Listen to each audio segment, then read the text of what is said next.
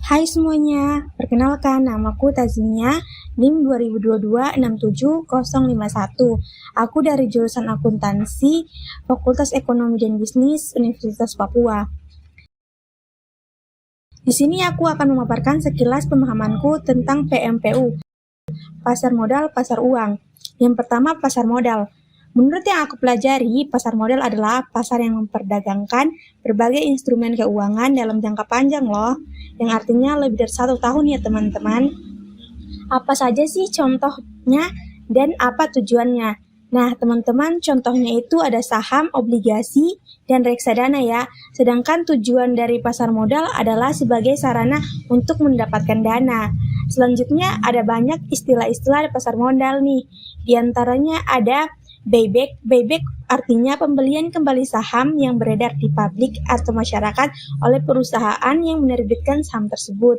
Yang kedua ada capital loss. Capital loss adalah kerugian yang diderita investor saham ketika menjual saham di harga yang lebih rendah dari harga pembelian. Berikutnya ada cut loss. Adalah strategi untuk meminimalisir kerugian dalam investasi saham dengan cara menjual saham yang sedang mengalami penurunan dengan segera sebelum harganya terus merosot. Yang terakhir ada fraksi harga. Perubahan minimum pada harga saham di bursa terdapat 5 kelompok fraksi harga yang ditetapkan oleh Bursa Efek Indonesia. Yang kedua, pasar uang. Pasar uang merupakan pasar yang menyediakan sarana pengalokasian dan pinjaman dalam jangka pendek yang artinya kurang dari 1 tahun. Apa saja sih contoh dan tujuannya?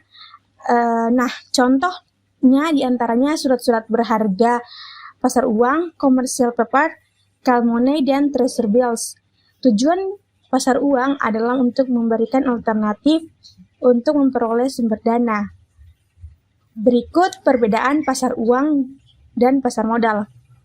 Yang pertama, jatuh tempo pasar modal lebih dari 1 tahun, sedangkan pasar uang bersifat jangka pendek atau kurang dari 1 tahun. Yang kedua, risiko pasar modal lebih tinggi dibandingkan risiko pasar uang.